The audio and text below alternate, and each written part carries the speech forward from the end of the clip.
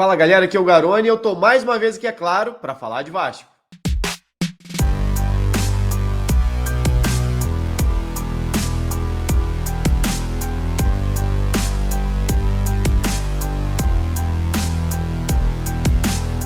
Bom, nesse domingo o Vasco venceu a Portuguesa por 4-0 e se classificou para as semifinais do Campeonato Carioca, onde vai enfrentar o Nova Iguaçu. Nova Iguaçu, único time que inclusive venceu o Vasco em 2024. Mas a gente já falou bastante sobre Vasco e Portuguesa, já analisamos muito, né, o que foi o jogo e hoje a gente vai analisar um pouquinho mais, na verdade, os gols do jogo, as movimentações do time do Vasco, como o Vasco conseguiu construir essa goleada, uma goleada que o Vasco não alcançava desde setembro do ano passado, uma vitória por 4 gols de diferença. Até então, a última havia sido aquele 5-1 sobre o Curitiba no Campeonato Brasileiro, já com o Ramon Dias no comando. Então a gente vai analisar agora um pouquinho das ideias de jogo do Ramon e o que funcionou contra essa equipe da Portuguesa para conseguir um resultado tão positivo, né? No jogo que poderia ter sido até um pouco mais difícil, porque a Portuguesa fez um bom jogo. A gente vai começar analisando aqui o primeiro gol do Vasco, que a bola sai lá de trás, logo no iniciozinho do jogo. Isso acaba até condicionando muito a partida.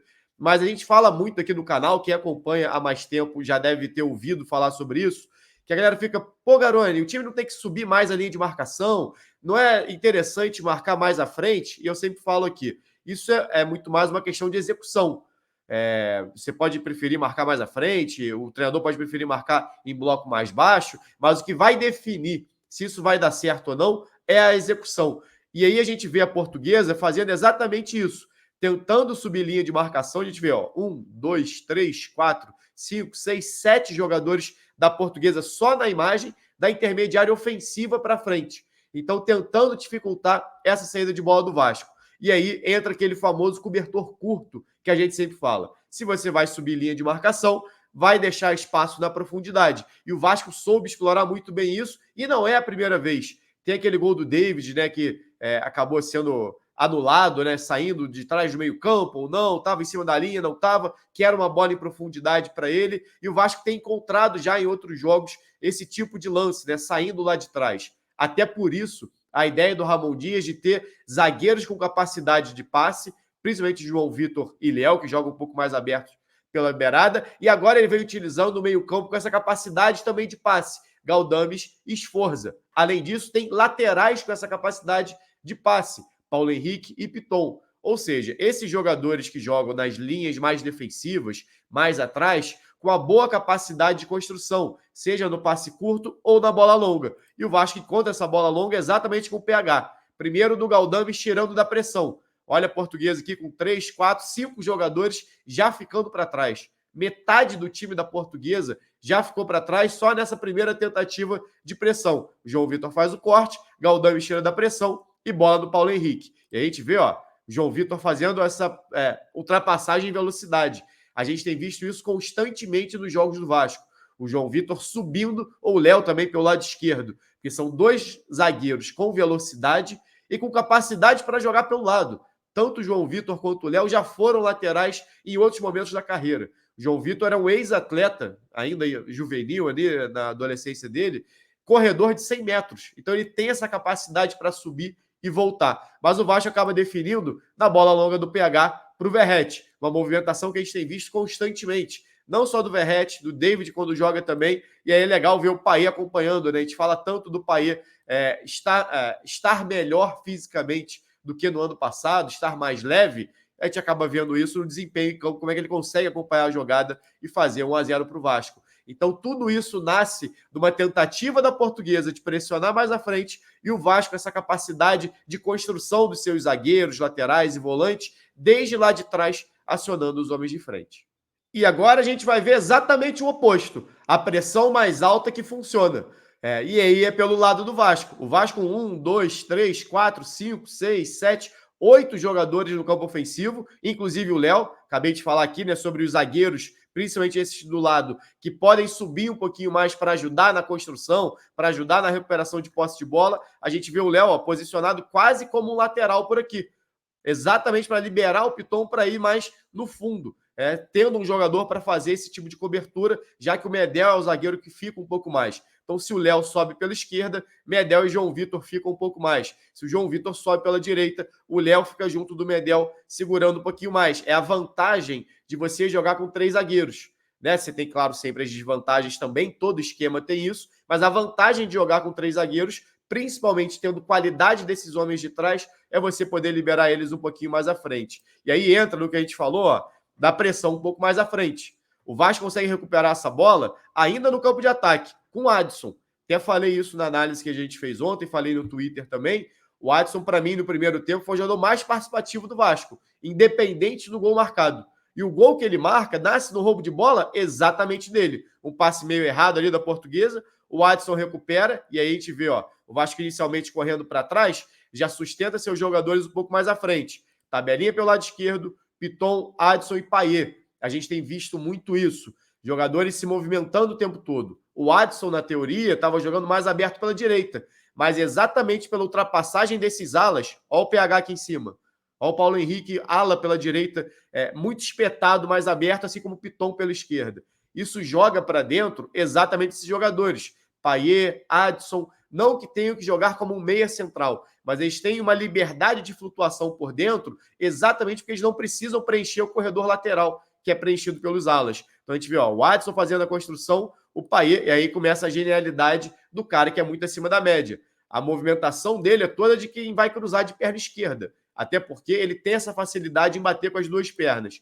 E aí vem o corte, deixa o marcador, ó, lá fora do campo, e ele dá o passe para trás, e aí é legal a gente ver o Vasco chegando dentro da área com superioridade numérica. Ou seja, 1, 2, 3, 4, 5 jogadores do Vasco contra 4 jogadores da Portuguesa.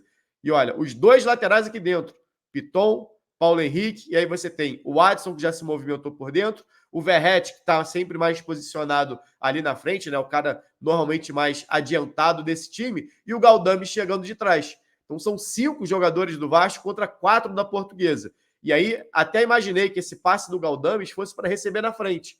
Talvez fosse até a melhor jogada, né? Que você tinha o Verratti para receber por dentro, não estava impedido, tem um jogador aqui dando condição. O Galdames, se o Adson dá essa bola entre os dois, a bola cairia muito possivelmente no pé direito do Galdames, mas o Adson prefere a jogada individual e finaliza e faz 2-0. Um gol merecido de quem iniciou a construção desde lá de trás, recuperando a posse, fazendo a tabelinha com o Piton e se movimentando para entrar dentro da área.